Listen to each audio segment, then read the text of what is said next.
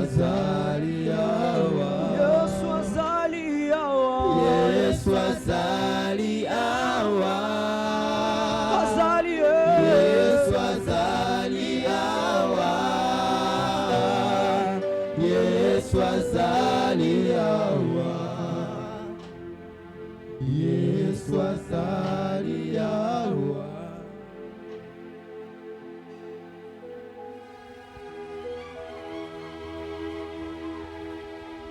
Topusani libosona yo ya ya,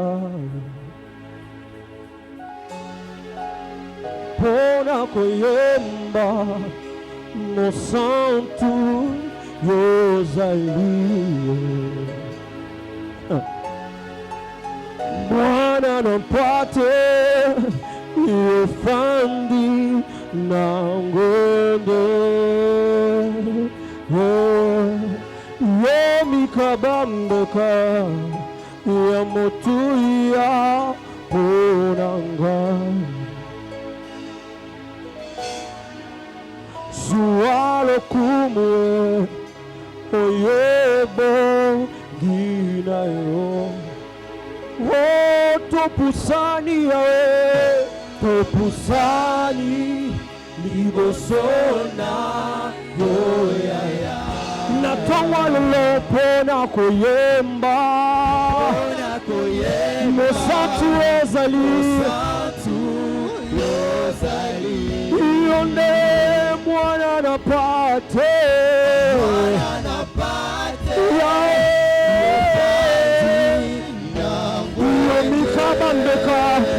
mikabambeka ya motuya ema topusani libosole natongwa lelo pona koyemba mosantu yonde mwana napate oya mikabambeka, oya mikabambeka, oya mikabambeka ya motuya ikolo yembi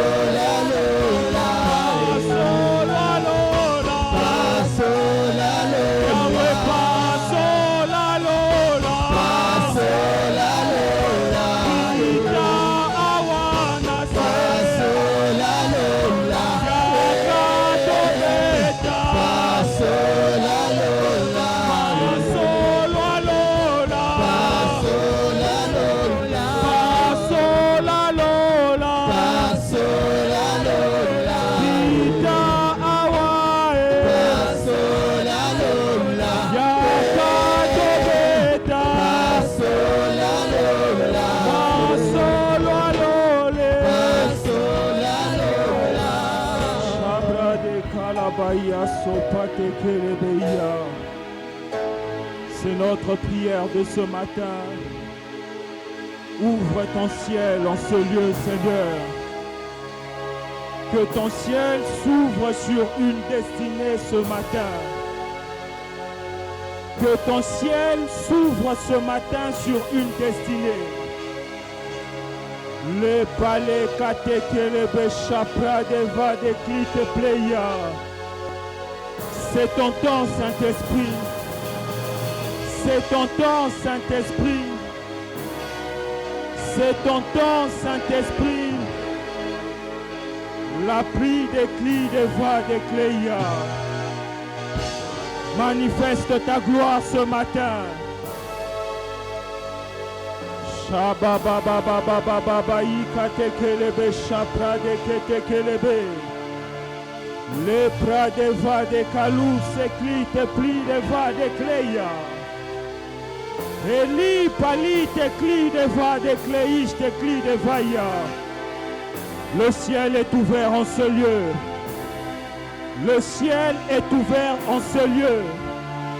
Tout dépend de la disponibilité de ton cœur. Et ce soir, Dieu est venu visiter des cœurs disposés. Disposés à le rencontrer. Disposés à le toucher.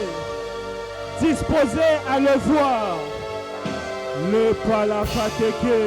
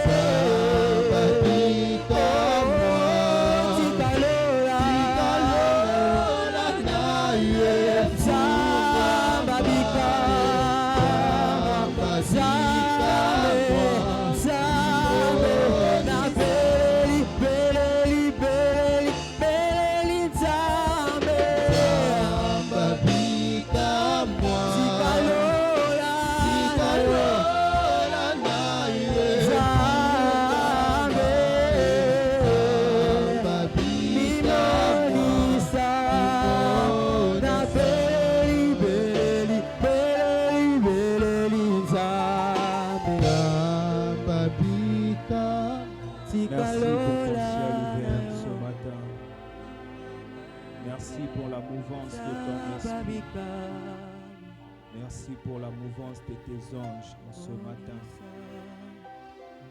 Merci d'atteindre tes objectifs dans la vie de ton peuple que tu as attiré en ce lieu. Merci de répandre ta gloire.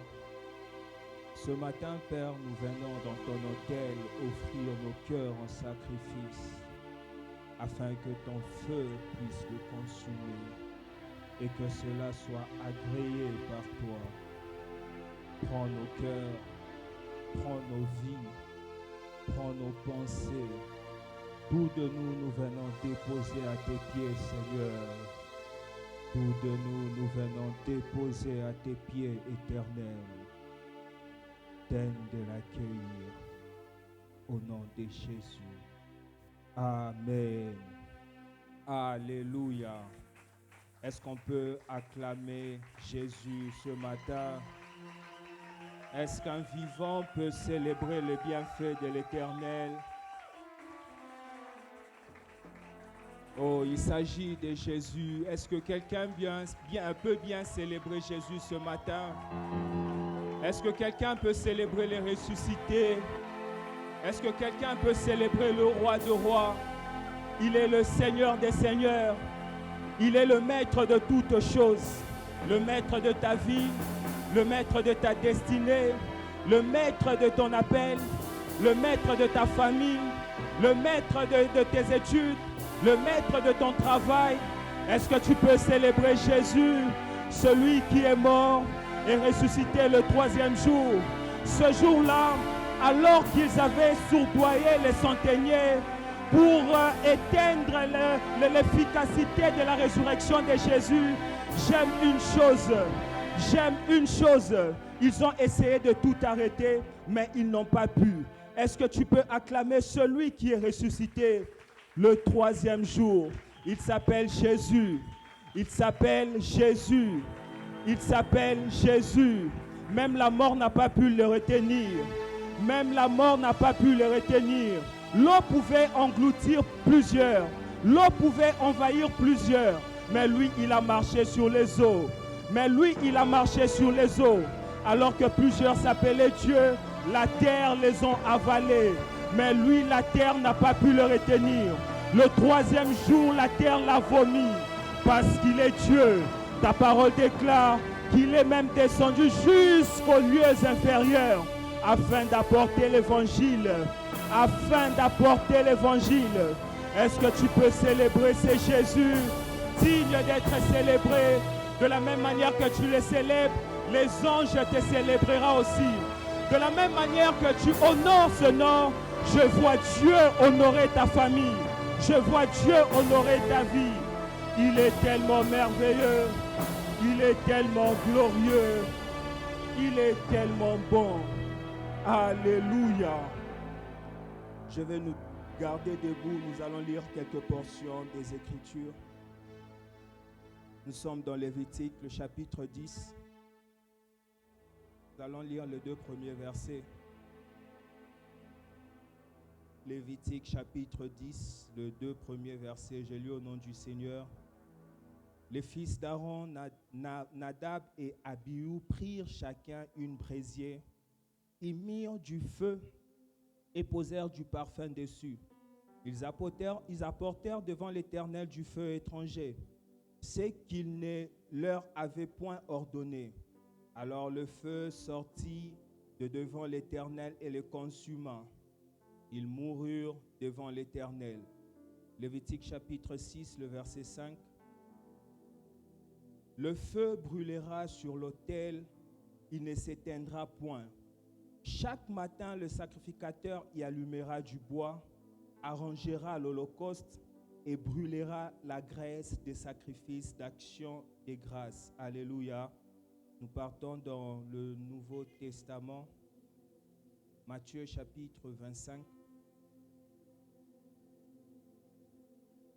Alors le royaume des cieux sera semblable à 10 vierges qui, ayant pris leurs lampes, allèrent à la rencontre de l'époux. 5 d'entre elles étaient folles et 5 sages. Les folles, en prenant leurs lampes, ne prirent point d'huile avec elles. Mais les sages prirent avec leurs lampes de l'huile dans les vases. Comme l'époux tardait, toutes s'assoupirent et s'endormirent. Au milieu de la nuit, on cria, voici l'époux, allez à sa rencontre. Alors toutes ces vierges se réveillèrent et préparèrent leurs lampes. Les folles dirent aux sages, donnez-nous de votre huile, car nos lampes s'éteignent. Les sages répondirent, non, il n'y aura pas assez pour nous et pour vous. Allez plutôt chez ceux qui en vendent et achetez pour vous. Pendant qu'elles allaient en acheter, l'époux arriva. Celles qui étaient prêtes entrèrent avec lui dans la salle des noces et la porte fut fermée. Plus tard, les autres vierges virent et dirent, Seigneur, Seigneur, ouvre-nous.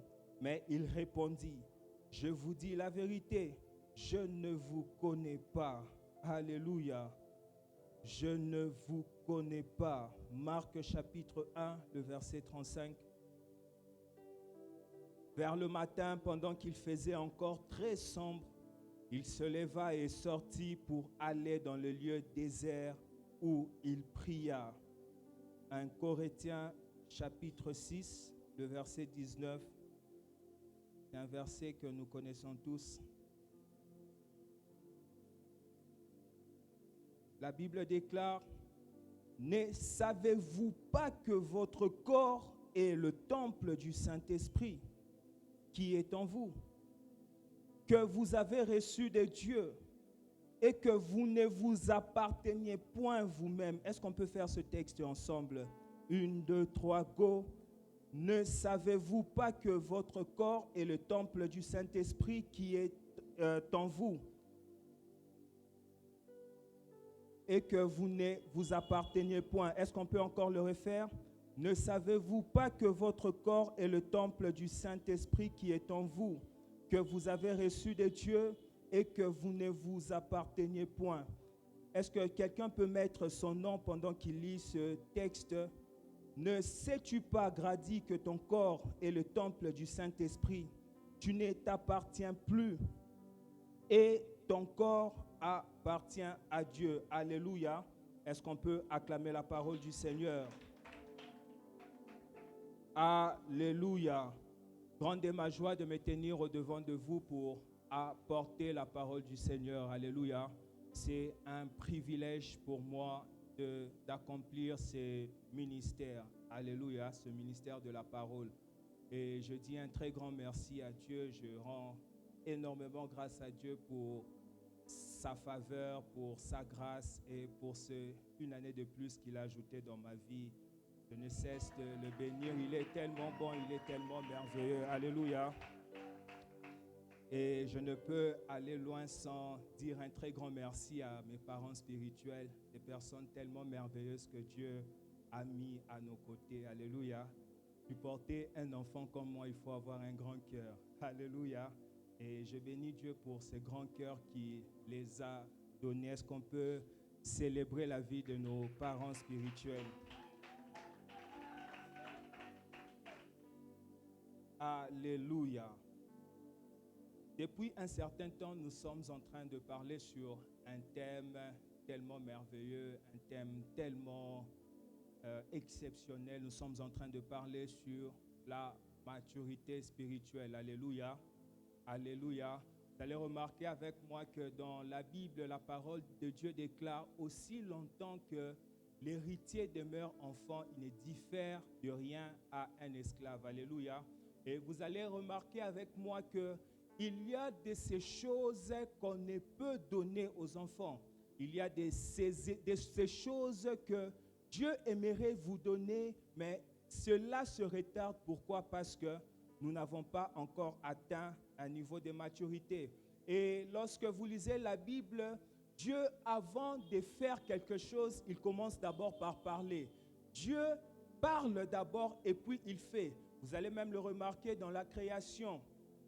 Dieu a dit que la lumière soit et la lumière fut. La lumière n'a pas précédé la parole de Dieu. Et vous serez d'accord avec moi que si Dieu insiste avec ce thème, c'est parce qu'il veut nous donner un grand héritage. C'est parce qu'il veut nous donner des grandes choses. Et pour que nous possédions ces choses, nous devons atteindre la maturité. Alléluia. Et ce matin, il m'a été demandé de parler sur l'évangélisation. Et j'aimerais dire à une personne que l'évangélisation est l'un des indicateurs principaux de la croissance d'une église. On reconnaît une église mature lorsque cette église sort de ses 4 coins du mur pour aller vers le perdu. On ne reconnaît pas une église mature par sa durée dans le ministère. On ne reconnaît pas une église mature par la beauté de son bâtiment, mais on reconnaît une église mature par sa capacité d'aller vers les perdus. Et une église qui n'évangélise pas est une église immature. Une église qui ne va pas vers les perdus, une église qui ne va pas vers le pécheur est une église immature. Alléluia. Alléluia. Et le plus grand combat du temps de la fin entre l'Église et le monde des ténèbres, c'est que le monde des ténèbres travaille nuit et jour afin de maintenir l'Église dans l'immaturité. Parce que la Bible déclare aussi longtemps que l'héritier demeure un enfant, il ne diffère à rien d'un esclave.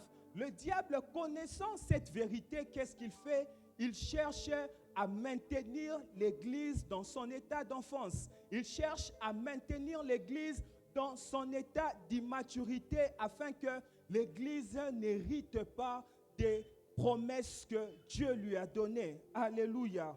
Et vous allez remarquer que le diable a injecté un venin dans l'Église. Le diable a mis un venin dans l'Église. Le diable a mis des choses à l'Église pour les empêcher d'atteindre la maturité. Et aujourd'hui, je parlerai d'un venin très, très dangereux qui se trouve aujourd'hui dans les églises. Je parlerai du feu étranger. Alléluia. Le feu étranger. Le sous-thème de ce matin, c'est le feu étranger. Alléluia. Le feu étranger.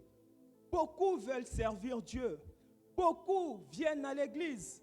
Beaucoup veulent brûler de feu. Beaucoup veulent recevoir les dons de Dieu. Beaucoup attendent plus de Dieu. Beaucoup veulent brûler de feu. Mais plusieurs d'entre nous ne connaissent pas ce que c'est la différence entre le feu de Dieu et le feu étranger. Alléluia.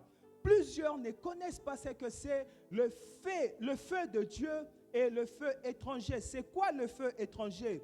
Le feu étranger, c'est le feu que Dieu n'a pas demandé.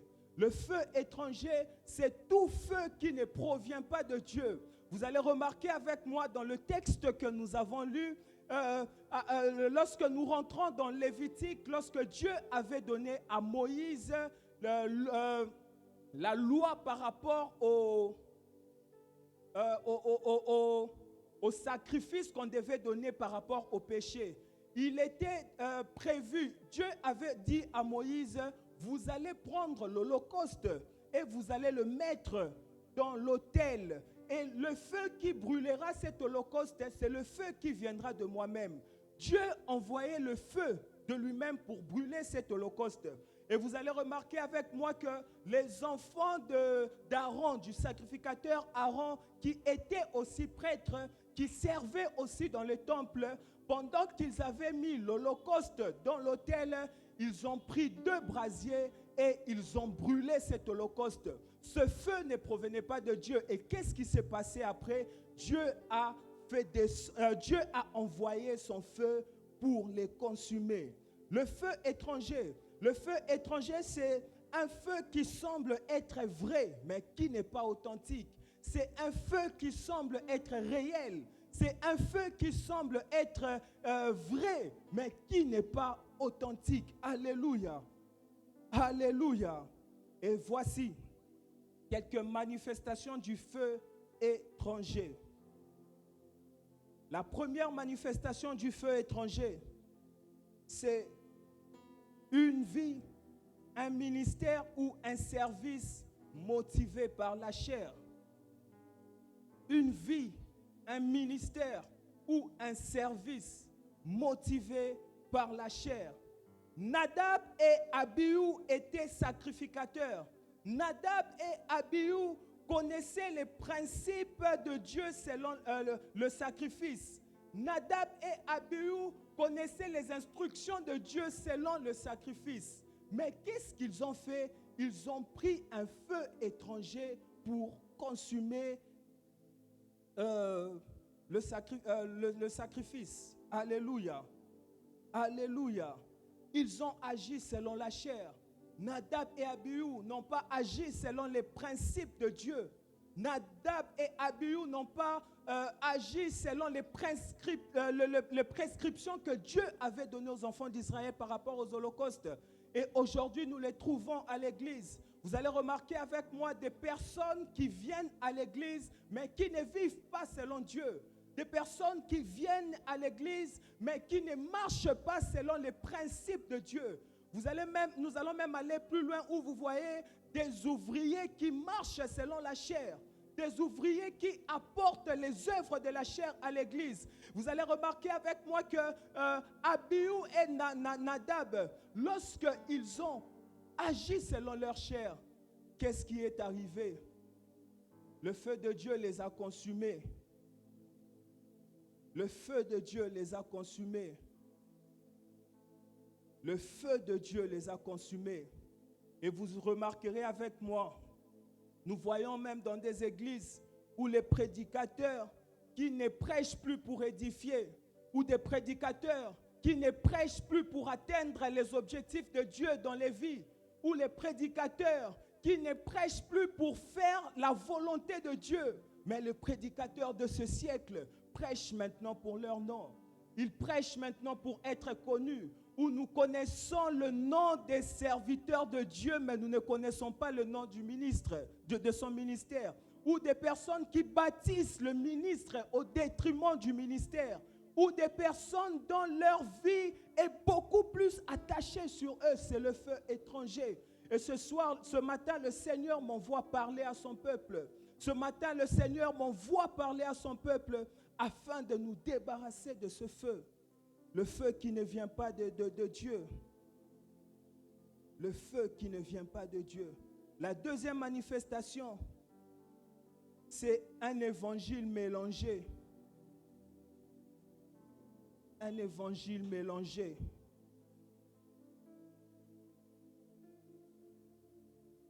À l'église primitive, les gens entraient à l'église par conversion. Les gens entraient par la porte de l'église au moyen de la repentance, le renoncement de soi. Alléluia. Tu ne peux t'appeler enfant de Dieu si tu n'entres par la porte du christianisme sans passer par la repentance et le renoncement de soi. Alléluia. J'aimerais poser la question à une personne, telle que vous êtes ce matin, lorsqu'on vous regarde, lorsque vous essayez de faire une étude intérieure de votre être, lorsque vous vous posez des questions sur ce que vous êtes, est-ce que vous êtes réellement un chrétien? Est-ce que vous êtes réellement un enfant de Dieu? Quelles sont les choses sur lesquelles vous vous êtes renoncé depuis que vous avez commencé à suivre Jésus? Alléluia.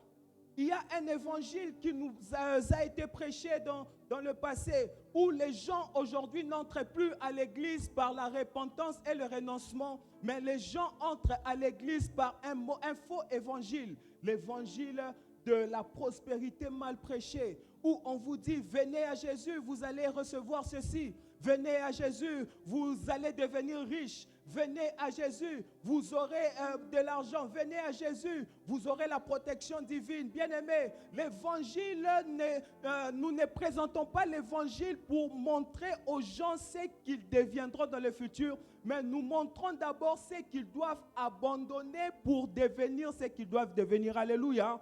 L'objectif de Dieu dans ta vie, ce n'est pas que tu aies d'abord un mariage, mais c'est d'abord que tu puisses renoncer à tes œuvres mortes et de le suivre. Alléluia.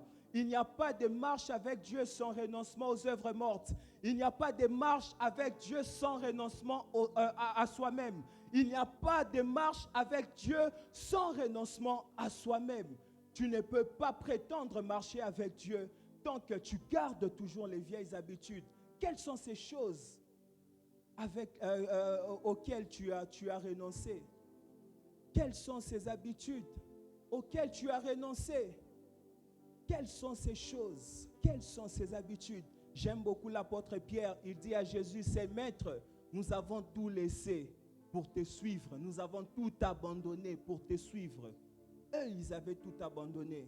Ils avaient tout laissé. Mais le mal avec l'église d'aujourd'hui, c'est que nous nous laissons emporter par ce venin que le diable a injecté dans l'église. Nous nous laissons emporter par ces choses que le diable a injectées dans l'église afin que nous n'atteignions pas la maturité, afin que nous n'atteignions pas cette dimension à laquelle Dieu nous appelle. Vous allez remarquer, aujourd'hui, il y a des messages qui attirent la foule, mais qui ne transforment pas le cœur. L'objectif d'une prédication, ce n'est pas la foule. L'objectif d'une prédication, c'est d'abord toucher le cœur.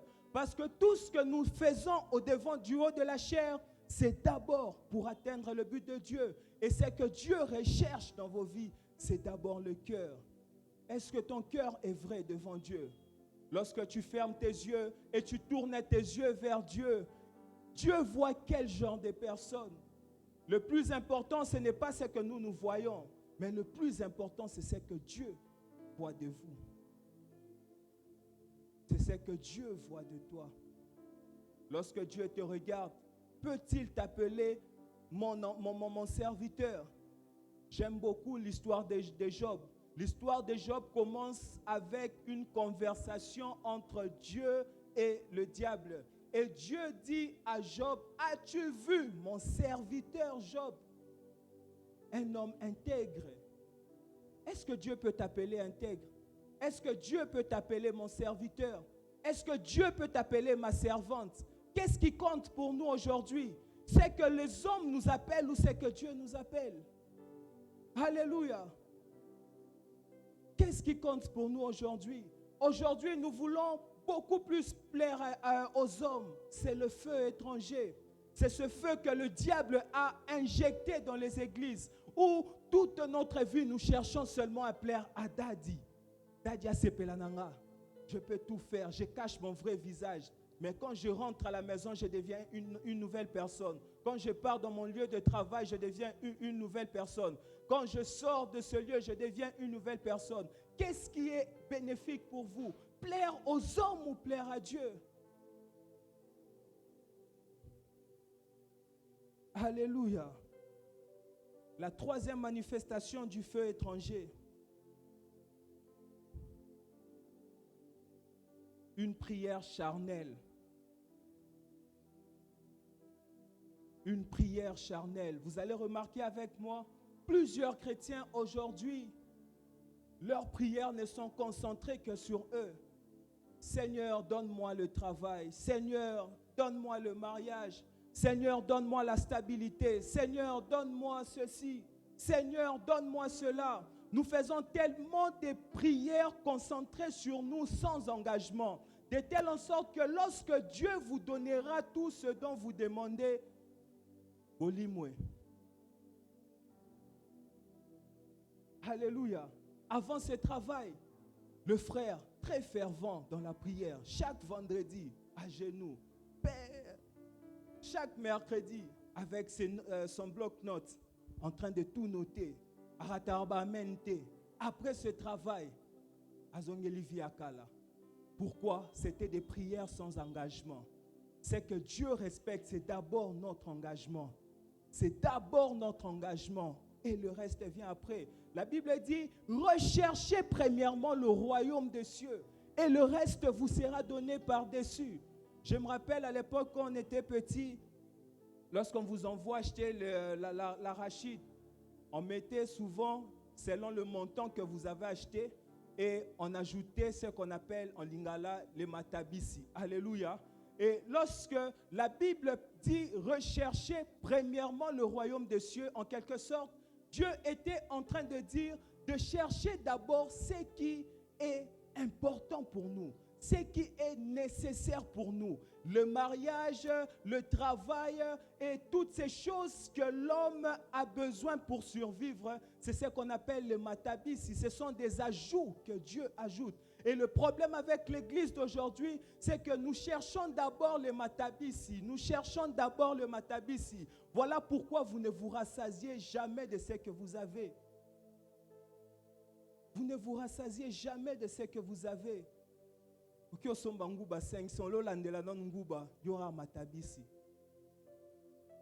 Et c'est la maladie de l'église d'aujourd'hui. La maladie de l'église d'aujourd'hui. Alléluia. Alléluia. Et lorsque nous lisons dans notre texte de base, dans Lévitique chapitre 6, le verset 5, Dieu est en train de dire que ton feu soit continué, donc que ton feu ne soit jamais éteint. Alléluia. Et vous allez remarquer avec moi que dans l'ancienne alliance, Dieu ne faisait rien par hasard concernant le culte. Dieu ne faisait rien par hasard concernant le culte. Et voilà pourquoi le feu sur l'autel, le feu qui devait descendre dans l'autel, devait directement provenir de Dieu. Cela n'était pas un hasard. À partir de non, ce n'était pas un hasard. C'était bien programmé selon le plan merveilleux de Dieu. Alléluia. Et vous allez remarquer avec moi que ce feu est l'image de sa présence. Ce feu est l'image de la sainteté de Dieu. Ce feu est l'image de l'Esprit de Dieu.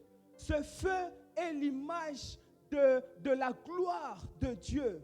Et lorsque vous lisez la Bible dans 1 Corinthiens chapitre 6, le verset 19, l'apôtre Paul est en train de dire, ne savez-vous pas que vous êtes le temple du Saint-Esprit? Ne savez-vous pas que vous êtes la demeure du Saint-Esprit? En quelque sorte, il était en train de dire que le corps de l'homme est le lieu où Dieu déverse son feu.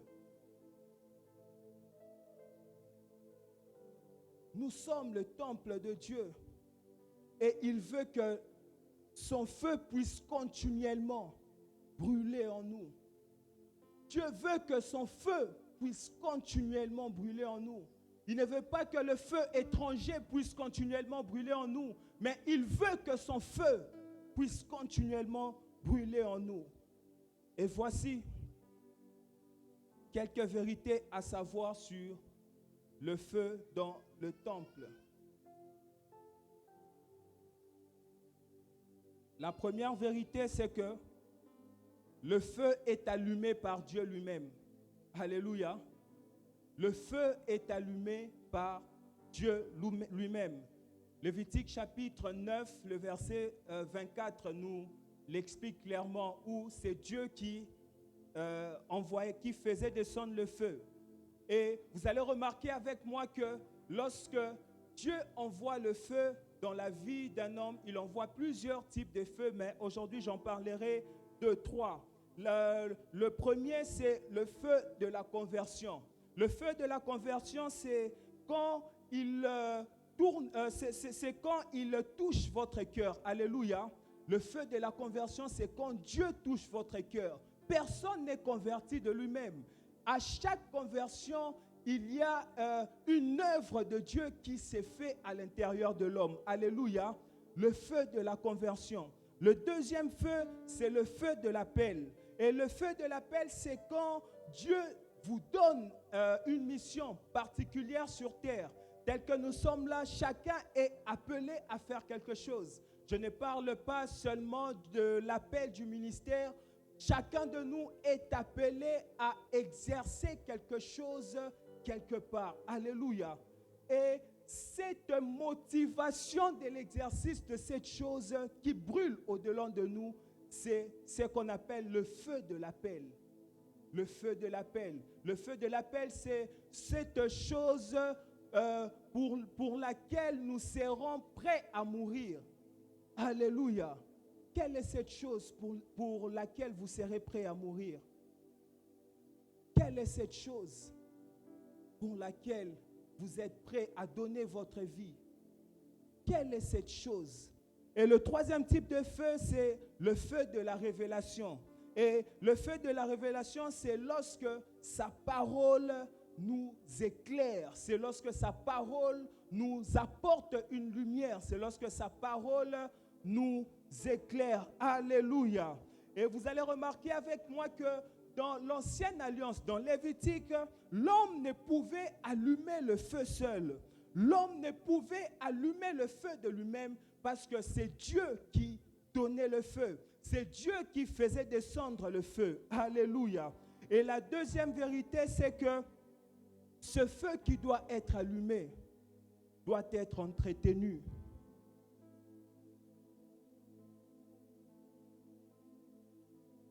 Ce feu que Dieu allume a besoin d'être entretenu. La Bible déclare que le sacrificateur devait mettre du bois chaque matin dans le feu que Dieu faisait descendre.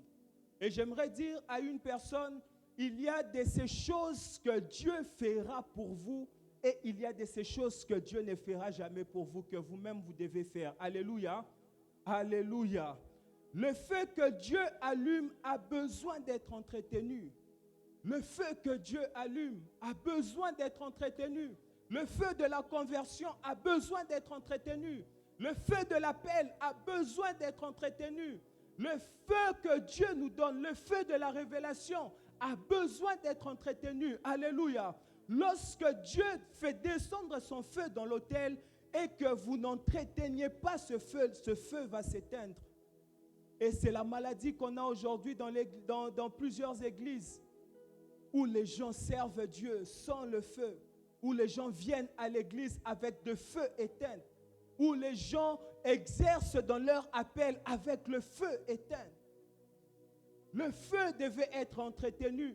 On devait prendre le bois pour mettre dans l'autel afin que le feu soit entretenu toute la journée. Alléluia. Alléluia.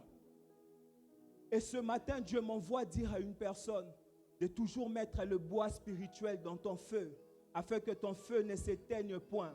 Afin que ton feu ne s'éteigne point. Que tu mettes le bois spirituel dans ton feu afin que ton feu ne s'éteigne point. Ce bois spirituel, c'est cette relation quotidienne que tu peux cultiver avec Dieu. C'est cette relation d'intimité que l'homme est appelé à cultiver avec Dieu. C'est cette relation de prière quotidienne que tu peux cultiver tous les jours avec Dieu. Aujourd'hui, nous avons des personnes qui marchent avec de feu éteint. Pourquoi? Parce qu'ils commencent leur journée avec le téléphone et finissent leur journée avec le téléphone. Plusieurs chrétiens ont cessé de mener une vie de prière. Plusieurs personnes ont cessé de marcher dans la prière. Nous sommes tellement devenus des experts en service. Nous sommes tellement devenus des experts dans tout ce que nous faisons, où nous ne comptons plus sur la grâce de Dieu, alors que la grâce, nous l'obtenons dans la prière. La grâce de Dieu, nous l'obtenons dans la prière. Et ce matin, Dieu m'envoie parler à une personne. Dieu m'envoie dire à une personne d'entretenir ton feu par une vie de prière quotidienne. Cette semaine, qui a eu des programmes de prière personnels? Depuis l'année a commencé, qui a fait des programmes de jeûne personnels? Ou aujourd'hui, nous n'attendons que les programmes des églises. Donc moi, pour jeûner, je dois attendre les 12 jours, je dois attendre les 21 jours. Voilà pourquoi nous avons des feux qui s'allument et s'éteignent à tout moment. Nous n'avons pas de feu constant. Le bois spirituel peut être la lecture régulière de la parole de Dieu. La Bible déclare que ce livre de la loi ne s'éloigne point de ta bouche. Médite-le jour et nuit. La Bible est cet instrument que Dieu nous a laissé afin de communiquer régulièrement avec lui. Tous les jours, on nous envoie des versets bibliques dans le groupe. Qui est celui qui ouvre ne fût-ce que pendant 5 minutes pour lire la Bible? Et puis nous sommes les premières personnes à se plaindre.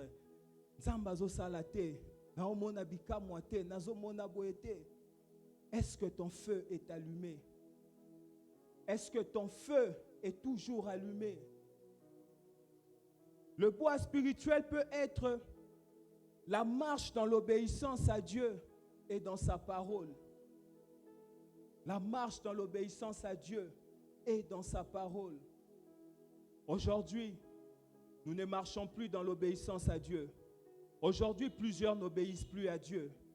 Aujourd'hui, nous sommes chrétiens qu'à l'église, mais en sortant de ce lieu, nous devenons d'autres personnes. Aujourd'hui, nous ne reflétons Dieu que lorsque nous sommes dans l'assemblée des saints. Mais en sortant de l'assemblée des saints, nous devenons d'autres personnes. Et ce matin, Dieu m'envoie dire à une personne, reviens à l'obéissance. Reviens à l'obéissance. De peur d'éteindre ce feu que Dieu a allumé en toi. De peur d'éteindre ce feu de la conversion. De peur d'éteindre ce feu que Dieu a mis en toi. Bien-aimé, le temps est mauvais. Nous sommes dans un temps où le monde des ténèbres sait qu'il a peu de temps et il est descendu avec une très grande colère. Alléluia. Vous savez, aujourd'hui, on parle de l'antichrist, antichrist, antichrist. Le projet d'antichrist n'a pas commencé au 21e siècle. C'est un projet qui a commencé depuis. Le monde des ténèbres travaille nuit et jour afin de chercher à éteindre le feu de l'église, afin de chercher à éteindre ton feu. Parce que le feu est cette chose qui attire la présence de Dieu dans ta vie.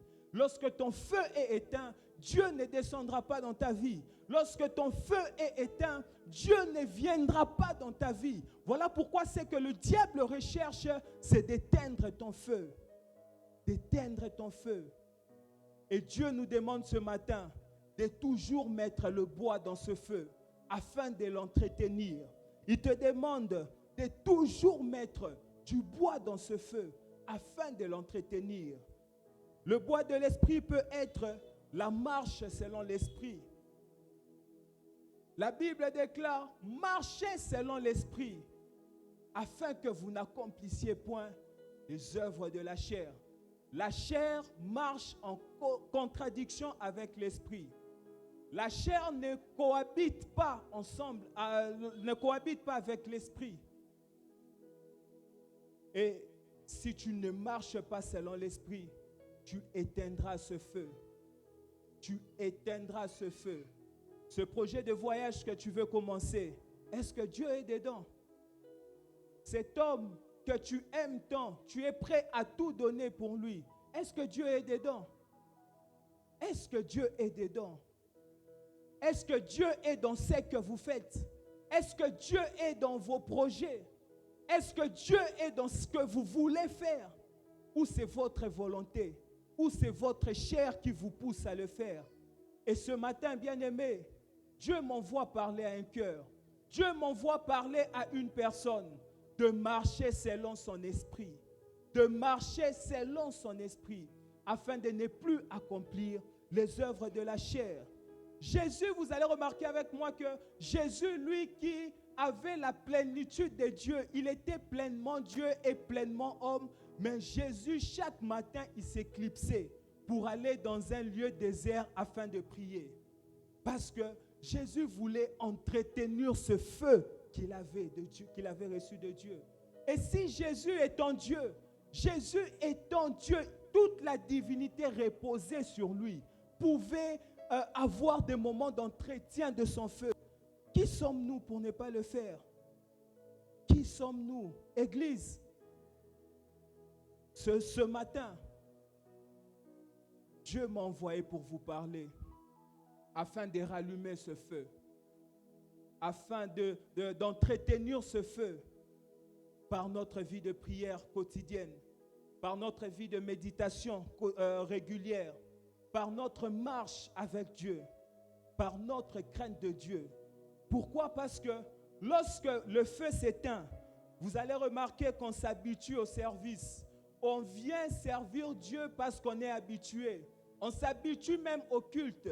Nabi que chaque dimanche na kenarnake église na bini na sambelina nous na bini na yoki mateya et puis na zongi. Aucune transformation dans le cœur. Pourquoi? Parce que le feu est éteint. Vous recevez parce que le feu est éteint.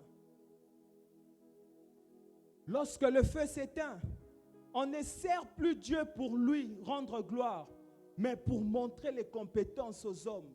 On ne sert plus Dieu pour atteindre ses objectifs, mais nous servons Dieu pour être vu des hommes, pour être acclamé par les hommes, pour recevoir des éloges des hommes. On ne sert plus Dieu pour Dieu. Non, bêta moi babilon na clavier va sentir. Les lots banzembo na préparé qui donc na bêta na mati na beti boé sentir. Dieu n'est plus dans ces choses. Pourquoi? Parce que le feu est éteint. Dieu n'est plus dans les cœurs. Pourquoi? Parce que le feu est éteint. Dieu n'est plus dans nos vies. Pourquoi? Parce que le feu est éteint. Lorsque le feu est éteint, votre vie devient sèche. Votre vie devient sèche. Vous manquez de direction. Vous marchez comme tout le monde. Vous vivez comme tout le monde. Et votre vie n'aura plus d'onction. Vous serez à la merci du diable. Pourquoi? Parce que le feu est éteint. Et vous allez remarquer que Samson, lorsqu'on l'a arrêté, on l'a enchaîné. Lorsqu'il est redevenu en lui-même, il a essayé de faire tout ce qu'il faisait. Rien ne marchait. Pourquoi? Parce que son feu était éteint. Et la mission du diable, c'est de vouloir éteindre ton feu. Parce qu'il sait que lorsque ton feu sera éteint, il pourra dominer sur toi. Parce qu'il sait que lorsque ton feu sera éteint, il t'emmènera en dehors de la volonté de Dieu. Parce qu'il sait que lorsque ton feu sera éteint, tu n'accompliras pas ton objectif ici sur terre. La marche ici sur terre, c'est la course vers l'accomplissement des objectifs de Dieu. Nous vivons pour accomplir le plan de Dieu ici sur terre.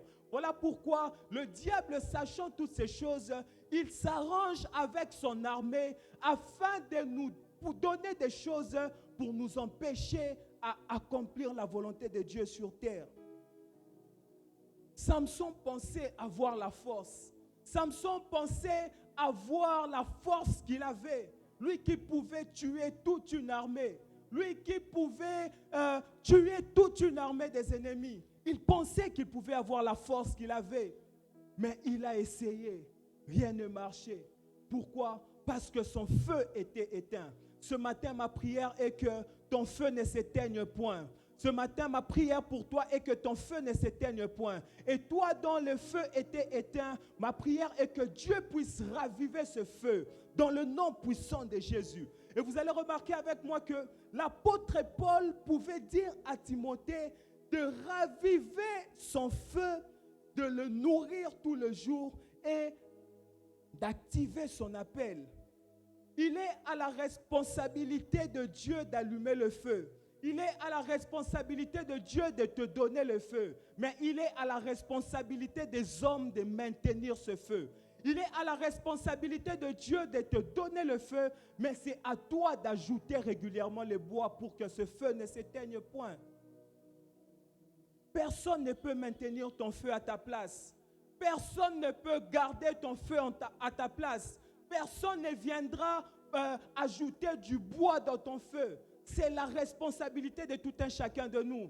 Et ce matin, Dieu m'envoie parler à une personne de toujours entretenir ton feu, de toujours entretenir ton feu. Quelqu'un peut dire, je suis dans une bonne église, j'ai un bon pasteur, ici on prêche bien, nous sommes bénis par les prédicateurs de cette maison. Oui, c'est bien toutes ces choses, mais en ce qui concerne l'entretien de son feu, c'est la responsabilité de tout un chacun de nous. Ce matin, Dieu m'envoie parler à une personne que tu dois apprendre à entretenir ton feu, que tu dois apprendre à entretenir ton feu, car la mission du diable en ces temps de la fin, c'est d'éteindre le feu, c'est d'éteindre le feu, c'est d'éteindre le feu. Voilà pourquoi Jésus-Christ dit, lorsque je reviendrai, trouverai-je la foi? En quelque sorte, il voulait dire, lorsque je reviendrai, trouverai-je le feu, trouverai-je le feu. Le diable travaille nuit et jour afin d'éteindre ton feu, afin d'éteindre ton feu. Mais ma prière pour toi en ce matin est que ce feu ne soit pas éteint, et que ce feu ne soit pas éteint, et que ce feu ne soit pas éteint dans le nom de Jésus, et que ce feu ne soit jamais éteint dans le nom de Jésus. Ils viendront par plusieurs chemins, mais ils n'éteindront jamais ton feu. Ils n'éteindront jamais ton amour pour Dieu. Ils n'éteindront jamais ton amour pour Dieu. Ils n'éteindront jamais ta soif de Dieu. Ils n'éteindront jamais tes valeurs chrétiennes. Je prie et décrète dans le nom de Jésus. Alors que Daniel et ses compagnons étaient dans un pays étranger, ils ont tout fait pour les pousser à se prosterner devant le roi. Mais j'aime une chose, tellement qu'ils avaient conscience de ce feu qui brûlait en eux. Ils se disaient, nous ne pouvons pas éteindre ce feu que nous avons reçu de Dieu. Nous ne pouvons pas arrêter ce feu que nous avons reçu de Dieu. Nous sommes appelés à l'entretenir, à l'entretenir. Je prie dans le nom de Jésus. partout où tu seras, même dans un pays étranger, partout où tu iras, même dans un pays lointain, même quand tu seras au milieu des païens, toi, ils ne t'emmèneront pas à éteindre ton feu. Ton feu ne s'éteindra pas. Même à Vodacom, ton feu ne s'éteindra pas. Même dans ces sociétés où il n'y a que des occultistes, ton feu ne s'éteindra pas. Même dans cette université où tu dois corrompre pour passer, ton feu ne s'éteindra pas. Tu garderas ton feu, tu garderas ton feu, tu garderas ton feu, tu garderas ton feu, tu garderas ton feu, tu garderas ton feu.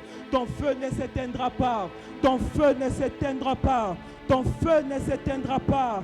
Ton feu ne s'éteindra pas, car Dieu veut que ton feu reste allumé, car Dieu veut que ton feu reste allumé, car Dieu veut que ton feu reste allumé, car Dieu veut que ton feu reste allumé, parce que ce feu allumé consumera la saleté qui est en toi, parce que c'est ce feu allumé qui apportera la sanctification en nous, parce que c'est ce feu allumé qui apportera la vie de Dieu en nous.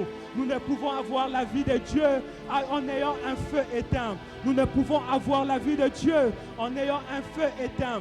Nous ne pouvons avoir la vie de Dieu en ayant un feu éteint. Voilà pourquoi ce matin, Dieu m'envoie parler à une personne afin de maintenir ce feu allumé, de maintenir ce feu allumé, de maintenir ce feu allumé, ce feu qui attire la présence permanente de Dieu, ce feu qui attire la présence permanente de Dieu. Dieu descendait parce qu'il y avait son feu, parce qu'il y avait son feu. Ainsi je déclare et décrète dans le nom puissant de Jésus, de la même manière que tu retiens, tu maintiens ton feu, que tu maintiens le feu de Dieu, Dieu descendra dans ta vie. Dieu descendra dans ta famille. Dieu descendra dans ta vie. Ta vie deviendra l'aéroport de Dieu. Ta vie deviendra l'aéroport de Dieu. Parce que le feu de Dieu, le feu de Dieu, le feu de Dieu, le feu de Dieu y est. Le feu de Dieu y est. Dieu viendra de temps en temps te rencontrer dans ton intimité à cause de son feu qui brûle en toi, de son feu qui brûle en toi, de son feu qui brûle en toi. Dans cette maison, nous n'éteindrons pas ce feu. Nous n'éteindrons pas ce feu. De telle en sorte que lorsque Dieu viendra dans cette maison, il trouvera son feu qui brûle déjà. Qui trouvera son feu qui brûle déjà. Je prie et décrète dans le nom de Jésus. Vous allez monter. Tu vas monter de gloire en gloire, mais l'orgueil ne te frappera pas, parce que ce feu a consumé ton orgueil, parce que ce feu a consumé ton orgueil. Je prie et décrète dans le nom de Jésus, nous ressemblerons à Jésus à cause de son feu qui chaque jour ne cesse de nous brûler, ne cesse de consumer et d'enlever tout le mal en nous, tout ce qui est mauvais en nous, tout ce qui est mauvais en nous. Dans le nom puissant de Jésus, est-ce qu'on peut s'élever et nous allons prier? Chapale katekelebeya. Est-ce qu'on peut s'élever? Le katekelebe chatekelebeya. Mali pateki teki tefa de kleya.